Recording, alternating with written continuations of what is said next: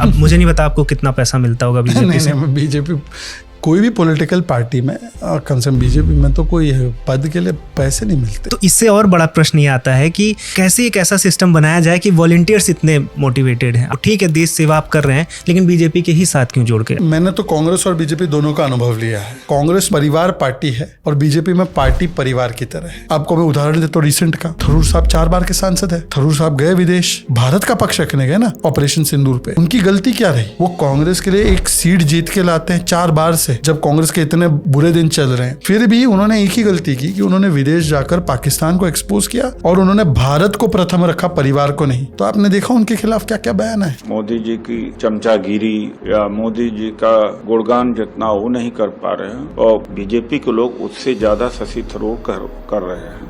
देखा ना आपने बीजेपी में, चाहे आपने कितना भी क्रिटिसाइज क्यों ना किया हो, मैंने भी क्रिटिसाइज किया बीजेपी को, मैं कांग्रेस में था, कितना क्रिटिसाइज किया है, उसके बावजूद भी बीजेपी ने नवंबर 2021 में मुझे आमंत्रित किया ज्वाइन करने के लिए। ये दोनों में अंतर है कि एक ने अपने आप को खपा दिया 20 साल से, फिर भी वो पर्सोना नॉन ग्राटा हो गया शशि थरूर, और एक ने बीजेपी को कितना क्या कुछ नहीं कहा, मोदी जी को क्या कुछ नहीं कहा, फिर भी बीजेपी ने कहा नहीं चलिए, हर आदमी इवॉल्व होता है, उसकी व्यूज चेंज होती है, व्यूज एक्सेप्ट किए और प्लेटफॉर्म दिया।